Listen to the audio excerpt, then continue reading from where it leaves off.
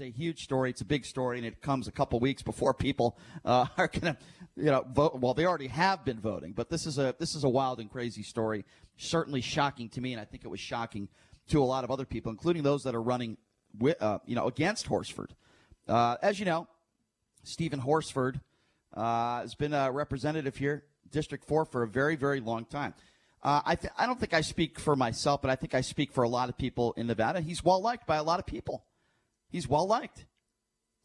Always to me, seemed to be a decent guy, a decent, good dude. Not perfect, but now we're learning that the married Nevada congressman has admitted to having a long-standing affair with a former intern. She calls herself Love Jones, and she exposed him in an explosive series of podcasts.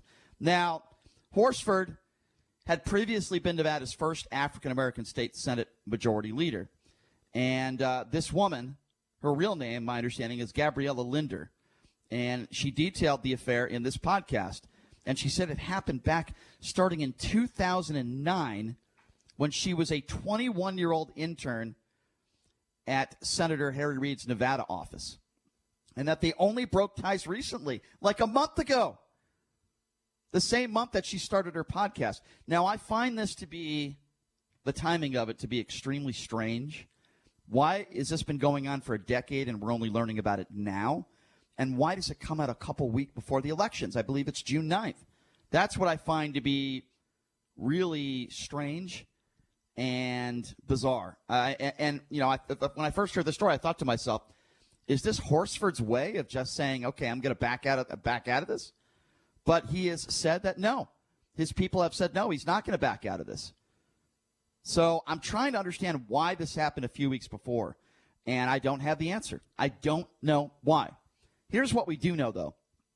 This woman, by the way, who calls herself Love Jones in this podcast, she's talking about, the affair, everything that went on there, and then she's talking about her first meeting when Horsford was a state senator. Again, she was 21 years old. He was 36 years old. And this was back in 2009. This is her talking on her podcast in her own words, and she's referring to Horsford as Bob. That changed later on in the podcast, but have a listen to this. Bob was handsome. He had hypnotizing eyes and a smile that made me vulnerable. He wasn't very physically fit. He wasn't fat or anything, just an average build. I liked it. To me, it indicated a man with a purpose who didn't have time to be in the gym every day. Me, on the other hand, I was working out every day, a routine I had developed while dating my ex, a college football player. I was in the best shape of my life and had double D implants that I had saved up and bought for myself a couple years prior. All right, well, that's weird. I don't know why she's talking about her implants. But and she's referring to him as Bob to start the podcast. So that's certainly weird, odd, strange in itself. And this, guys, it sounds to me like this is scripted. It doesn't sound to me like she is just ad-lib talking. It sounds to me like this was written out. And again, my question is why? Why is she doing this now? And again, I don't have the answers. I don't know. She went on to say that this about the first time they went out on a date. Have a listen to this. Bob and I had an instant connection. He told me pretty early on in the evening that his wife and him had been having marital troubles and were separated. After a few more drinks, we were passionately making out in this lounge. I remember being in shock, like I couldn't believe this married politician was acting this way in public. But I was enjoying myself too much to stop him. He must have come to his senses after some time, because he suggested we all go back to his brother's apartment, which is where he was living at the time. We went back to Bob's brother's apartment and continued to drink and talk. At some point in the evening, him and I ended up in the bedroom and had some of the roughest sex I had had to date. I figured he was just working out some of his life's frustrations, but I would come to know that this was just his style. He liked it rough. I grew to like it too. In fact, I loved it. I became addicted to it. Well, there you go. Now we know that Stephen Horsford is rough in the bedroom. He's a rough sex. By the way, while we're listening to this, these aren't just allegations. Horsford I don't know about the rough sex part. He didn't really talk about that. Horsford, this is very important, guys. Horsford has already admitted that he had a sexual relationship with this woman. So it's not like these are just allegations, which shocks me, by the way. It shocks me that a few weeks before the elections, Horsford, I mean, I guess you could give him a little bit of credit for being honest, but why does this come out now? Why does he admit to it now? Guys, there's a reason for everything, okay? I am not buying the fact that it is just random that this woman decided to do a podcast. And by the way, I know it when I've been in this business a long time. I know it when someone who doesn't have any experience being on the air is ad-libbing and when they're reading a script. 100%, folks, no doubt about it, she is reading a script. Who wrote this out for her? Why did she read this on her podcast? Why did she start doing a podcast a month ago? Something doesn't make sense. It doesn't add up. She also goes on to say that Bob, who we've learned is Stephen Horsford, was very thoughtful. Apparently he was very thoughtful. He did a lot of things for her. Have a listen to this. I remember one night we were both tired and didn't feel like going out to dinner, which was our norm. Bob told me to meet him at his place and that he would pick up sushi for dinner. His only request was that I wear a mini skirt and knee-high boots. I was tired and remember it being cold out that evening, but of course I did as he asked and threw on an Armani trench coat over my outfit for a little something extra. To the best of my knowledge, sex came before sushi, and to top the night off, he gave me a greeting card just because. He wrote a sweet message in the card about how special I was, and he signed the card, "Yes, we can." It sounds like one of your dates, Brian. Very funny. Sex and sushi. So Horsford did make a statement. He owned up to all this stuff. And I got to tell you, I'm shocked. I don't think anybody really saw this coming. So this is Horsford's comments that he made. He said, "It is true."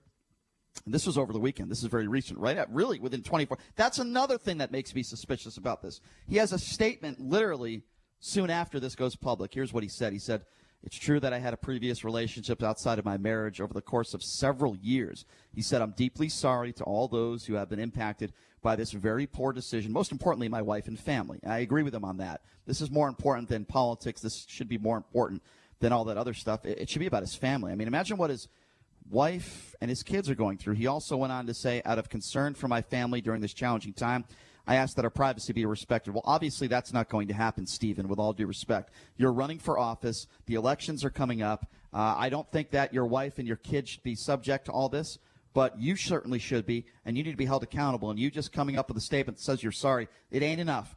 He also went on to say, "Out of concern for my the 47-year-old also went on to say he's raised a strong family with his wife, Sonia Horsford, and their 3 children. I'm not sure whether they have a strong family or not. That has anything to do with this. But basically what he's doing is he's owning up to what he did, and he's apologizing. But this is a real bizarre situation. This woman spoke to the Review Journal. And again, I asked this question again because I think it's a very fair question. Why? What is the timing of this? Why did this woman decide to do a podcast? It is clear as day that this was not ad-libbing. This isn't something she just decided to talk about. This was scripted. You can hear her. That is somebody reading something, period. That is 150%. Now, Horsford has a lot of support. He has a lot of people in Nevada that like him. But let me say this because I think this is very, very important when it comes to the political side of this. If you are one of those people that is a supporter of Donald Trump, and you're a Republican, and you're going after Horsford, but you've kept your mouth shut through the years, when it comes to Donald Trump, you have zero credibility. It doesn't matter whether you're a Democrat or a Republican. Cheating on your spouse is wrong, and it's disgusting. Whether you're a politician or not, it should never happen, but especially when you're a man of the people, you're an elected official.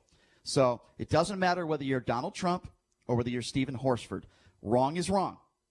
What Stephen Horsford clearly did was very inappropriate and wrong, and we're going to have to find out if he used any funds and his own people, because we're learning that he may have done that. He may have used people within his own administration to help this woman's son with some YouTube video or show or something. So we need to learn if that's true or not. But the bottom line, again, is this, and it's very, very important, what I'm saying here. If you're a Donald Trump supporter and you've never openly criticized Donald Trump for any of his sexcapades and the way he's treated women over the years, his ex-wives, the cheating, the fact that one of his ex-wives said that he raped her. If you've never criticized the president for bragging about sexual assault, then I don't want to hear from you because you have no credibility. Wrong is wrong. Stephen Horsford was wrong. What Donald Trump has done in his relationships and the way he's treated women is wrong. And we need to be able to call out both of them on both sides of the aisle. What I don't like are some of the Republicans that are running for office against Horsford that are attacking him and going after him for this. But yet when it comes to Donald Trump, they fail to say anything. They fail to criticize Trump for anything. It's called credibility. I think at least one of them is actually asking him to resign, telling him he should resign. Well, here's my opinion on that. Didn't Lisa Song Sutton say that? Here's my opinion on that. And we're going to have Gabrielle Dare coming on, who happens to be a Democrat running against Horsford in District 4. She's going to be coming on in a little bit. But my opinion, again, is this. Do I think that he should resign? If, in fact, it affected his job, if, in fact, he used his own people that work for him and taxpayer employees that work for him to in some way, shape, or form help this woman or help somebody in her family and further her career, then I would be okay with that. But there has to be direct evidence of that. And if there's not direct evidence of that, then it's one of those situations where, yeah, you can call him a scumbag, you can call him a horrible guy, but I'm not sure that he should resign because of it. That's kind of like where I set the bar there. My question is, this thing lasted 10 years long. Does he not have children with this woman? I have to think there's some type of element like that that's taking place. Obviously, there's the it's very coincidental concerning the fact that the primary is coming up on June 9th, and this is different than the Tara Reid Joe Biden situation because Horsford is openly admitting to it. I almost wonder if there's been a lot of pressure from quote unquote Love Jones for quite some time, and Horsford just says fine, just let it out into the open. By the way, Horsford is not an actual resident of the state of Nevada, Brian. And we had Lisa Song Sutton on and Sam Peters, and they both basically he's more of an absentee placeholder for the Democratic Party at this point. And I think that we're going to see District 4 go red after all this happens. He may not resign, but I don't think he's going to win. Okay, so first, basically what you said in regards to him having kids with this woman, there's zero evidence to back that up. Well, why would you carry on a 10-year affair unless there was some type of connection like that going on? But there's no evidence to support it was that. an on again, off again. Yeah. And if you listen to the podcast that she did, they did take a break for a while, and then went got back together. There's no evidence to support the fact that she has a kid, with him. So that's why I'm not going to bring that up because there's no evidence to support it. Number one. Number two, I really don't care whether he lives in the state or not. What I care about is whether he misused his staff or if this affected his job. Now, Horsford aide insisted, quote, this was a private relationship of the congressman's and his in no way, they said, related to his public office. So that's what they're claiming. And if it didn't affect his job, you can call him a bad guy in his personal life. But, that's how I feel. JD, you were asking about Republican Lisa Song Sutton, who we've had on the show. Yeah. She actually did release a statement calling for him to immediately resign. I believe she did. She's asking for an investigation by the House Ethics Committee. Given this news, I'm infuriated. I'm infuriated for the Nevadans of the 4th District. Republican Jim Marchant, running as a Republican in the primary, called for a bipartisan investigation into whether Horsford used his position to secure other job offers for his mistress, Linder. Another Republican, Sam Peters, echoed those same calls. So what's interesting also is, you obviously would expect that from his Republican opponents. None of the Nevada delegation has said anything. So you don't have anything from Dina Titus or Jackie Lee or any of the senators, U.S. senators here in the state. None of them have, to my knowledge, have offered any comments yet. Okay, so again, Sam Peters, Lisa Song Sutton, and many of the other Republicans, Jim Marchant, you couldn't find a bigger Donald Trump supporter than him. They have never publicly called out Donald Trump for going after women based on looks. They have never called out Donald Trump for his sexcapades, the Stormy Daniels situation. And I have a problem with any Republican that wants to go after Stephen Horsford. Well, you shouldn't, though, Brian. Hold on, if I can finish. I have a problem with any Republican, and I should, because it's a double standard. No, because Horsford was actually in office when he was having this affair. All these situations with Donald Trump, they occurred before he was president of the United States. Trump, he's not a career politician. He was a businessman. He was a citizen. He was a standard civilian of the United States, whereas Horsford was actually in office when he was following through with this affair with this woman. Donald Trump was running for the presidency of the United States, and it was a week before the elections when he paid Stormy Daniels a $120,000 payment. There are a lot of people that believe that he broke campaign finance violations in doing so. He also lied about it. This was part of his political career. And by the way, the notion that it's only wrong when you're in office, to me, is ridiculous. Someone's entire life deserves to be looked at if they are running for office and if they are in office. And I don't care if that's District 4 or that's the presidency of the United States. It is not okay to have this type of behavior, whether you're in office or out of office, and they both should be subject to being looked at. There's no question about that. I believe what Stephen Horsford did was extremely wrong and disgusting, and I believe Donald Trump's behavior over the years, including the Stormy Daniels stuff, was awful and disgusting. But how many people in this country, Republican or Democrat, can do that? How many people in this country could call them both the way they've lived their lives wrong, particularly over the course of the last decade?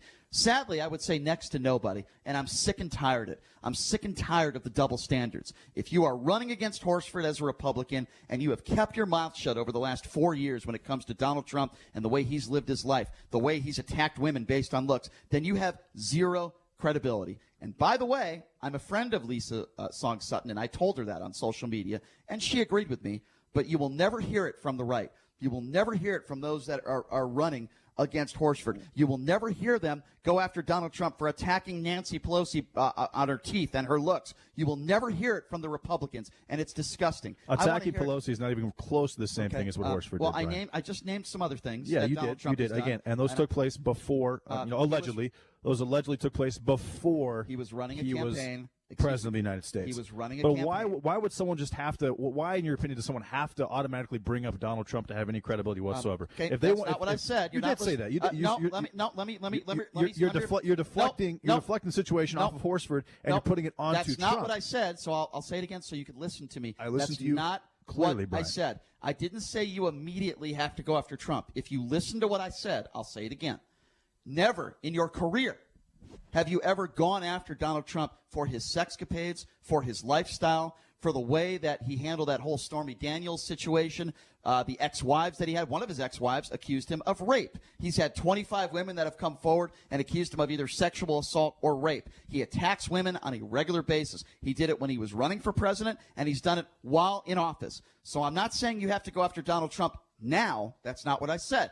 What I said was, in your past, if you've never gone after Donald Trump because of the way he's treated women, then you have zero credibility. Then you can't go after Horsford, is what you're saying. I think you can, but you have zero credibility in my eyes. In your eyes, yeah. Okay, fair. Zero credibility. So if you think if you're one of those people that has going after Stephen Horsford for this situation, and obviously I'm not defending this is like the ultimate case of whataboutism. No, it's not. Yes, that's you know all why it is. It's not about. That's exactly. JD, you don't know the definition of whataboutism, so let me explain it to you, okay?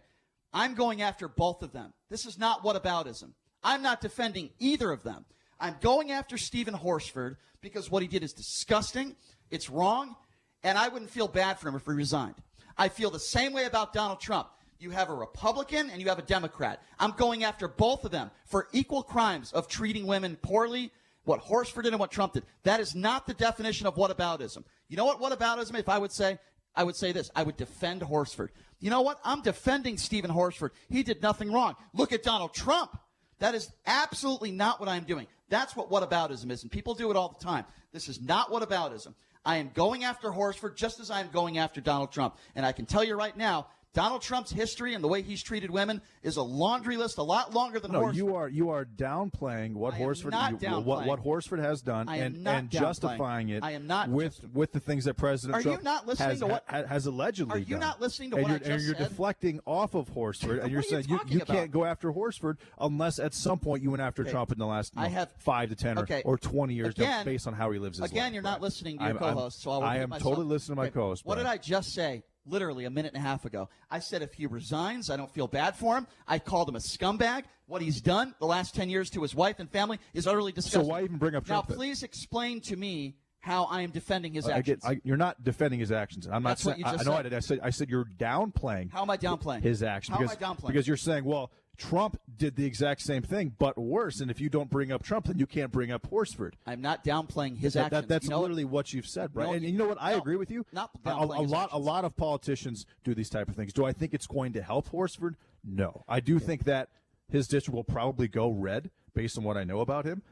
But I'm not demanding that he resign. I am not. Although I am curious why this woman thinks she's suddenly an erotic novel writer. That's very interesting to me. I have not downplayed his actions. And I wonder if there is some type of love child with Love Jones involved in this whole situation, considering how long this thing lasted. I am not downplaying his actions. I don't know why you would say that. What I am downplaying the opinions of those Republicans who are going after Trump, who have not gone after Trump but are going after Horsford. That is exactly what I am doing.